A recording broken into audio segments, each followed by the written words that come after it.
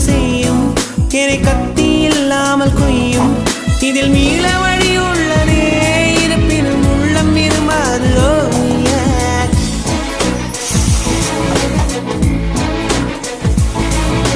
விழிகளின் அருகினில் வானம் வெகு தொலைவினில் தூக்கம் இது 5 புலன்களின் ஏக்கம்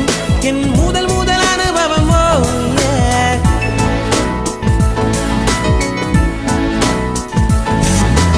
ஒலியின்றி உதடுகள் பேசும் பெரும் புயலென வெளிவரும் சுவாசம் ஒரு சுவடின்றி